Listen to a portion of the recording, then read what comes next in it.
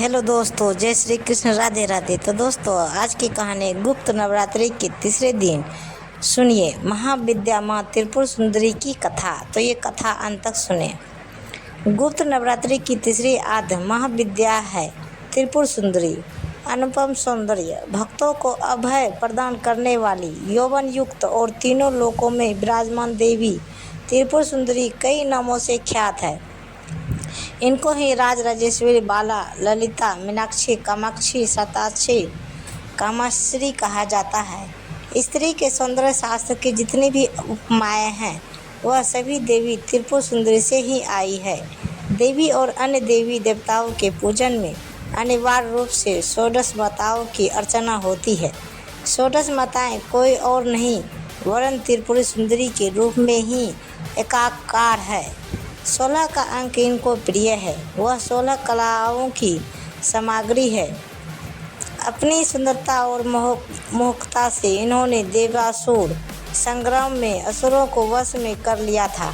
श्री दुर्गा सप्तशती में शुभ निशुंभ वध में इनका प्रसंग आता है। देवी अपने अप्रतिम सौंदर्य की छटा बिखरते हुए पर्वत पर विराजमान है।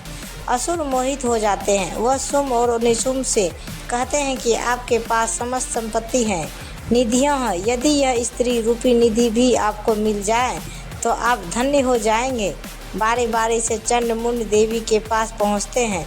देवी से कहते हैं कि आप शुंभ और निशुंभ में से किसी का वर्णन कर लो। देवी कहती है कि मैंने तय किया है कि जो मुझे युद्ध में परास्त कर देगा मैं उसी का वर्णन करूंगी। कालांतर में देवी से युद्ध होता है। चंड मुंड और शुंभ और निशुंभ का वध होता है। सौंदर्य को निधि कहा गया है। सौंदर्य की उपमा श्री लक्ष्मी से होती है। त्रिपुर सुंदरी कमला ही है। भगवती 16 प्रकार की कलाओं, 16 प्रकार की मनोकामनाएं और 16 माताओं की प्रतीक है। सौंदर्य का अर्थ केवल रूप नहीं है, चारित्रिक गुण भी, सौंदर्य भी इसी श्रेणी में आते हैं जो हर प्रकार से सुंदर हो। वही त्रिपुरारी है और वही त्रिपुरा है। त्रिपुरा एक कुल की तरह है, जैसे त्रिपुर बाला सुंदरी, त्रिपुर भैरवी और त्रिपुरा। त्रिपुरा की आराधना से ही एक राज्य का नाम ही त्रिपुरा पड़ा। कामाख्या मंदिर और त्रिपुर बाला सुंदरी मंदिर देवबंद सहित देश में कई स्थानों पर इनके मंदिर हैं। तो सुनिए क्या है सौंदर्य और क्या है त्रिपुर सुंदरी। त्रिपुर सुंदरी के आराधना से कमला नाम से विख्यात 10वीं महाविद्या धन की अधिष्ठात्री हुई। उनको श्री की उपाधि मिली। श्री यंत्र, जो यंत्र शिरोमणि है। त्रिपुर सुंदरी की आराधना करने वाले भक्त को लौकिक और पारलौकिक शक्तियाँ प्राप्त होती है। तंत्र शास्त्र में मारण, मोहन, वशीकरण, उच्चाटन और स्तमन की महत्ता है, अर्थात समन और दमन करने की शक्ति है। देवी शास्त्र में यही शक्तियाँ कही गई है कि अब इसका अर्थ समझें। यह केवल तांत्रिक विद्या नहीं है, मोहक वाणी हो, मधुर हो, दूसरों को वशीभूत करने वाली हो, कटु ना हो और जिसको सुनकर सभी प्रभावित हो, यह पहला सौंदर्य है। दूसरा सौंदर्य कर्म कर्तव्य निष्ठ हो, कर्म श्रेष्ठ हो, कर्म ऐसे हो जिनसे सभी का उद्धार हो, कर्म मोक्षदायिनी हो और जीवन प्रांत भटकाना ना पड़े।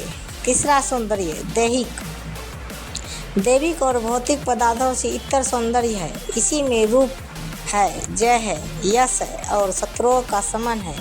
शत्रु कब बनते हैं? कटुता से, क्लेश से, उपेक्षा से और ईर्ष्या से। इनका समन करना ही सौंदर्य है। देवी भगवती कहती है कि जो इन सबसे ऊपर उठ जाता है वही अप्रतिबंध सौंदर्य का स्वामी होता है। वह शताक्षी है, यानी 100 आँखों से देखती है। वह कामाख्या है, यानी काम को नियंत्रित करती है।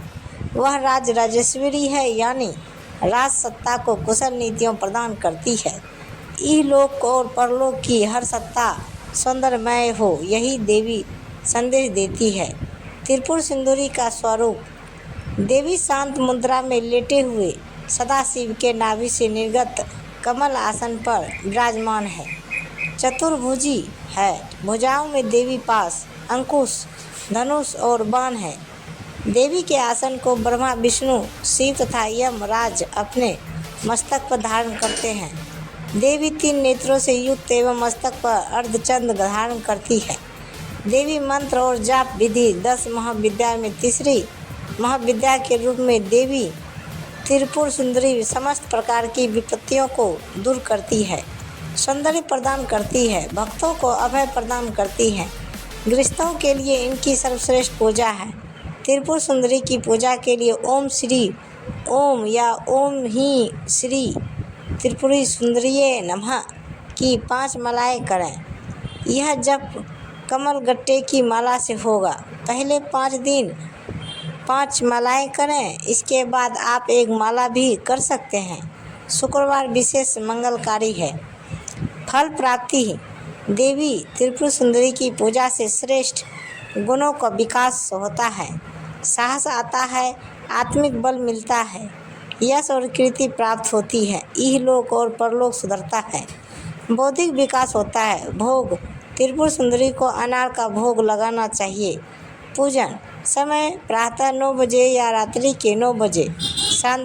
साधना की दृष्टि से 9 से 11 बजे। तो दोस्तों कहानी यहीं समाप्त होती है और चौथा अध्याय जल्द ही पोस्ट कर दी जाएगी। तो प्रेम से बोलिए जय माता दी, हर हर महादेव।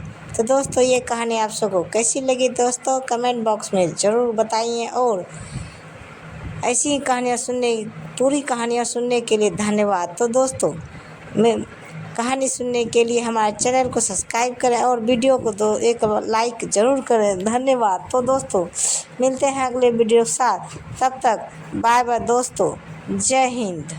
अभी तक दोस्तों जो भी चैनल हमारा सब्सक्राइब नहीं किए प्लीज़ हमारे चैनल को सब्सक्राइब करें और बेल आइकन घंटा ज़रूर दबाएं ताकि सबसे पहले आपको वीडियो मिले। धन्यवाद।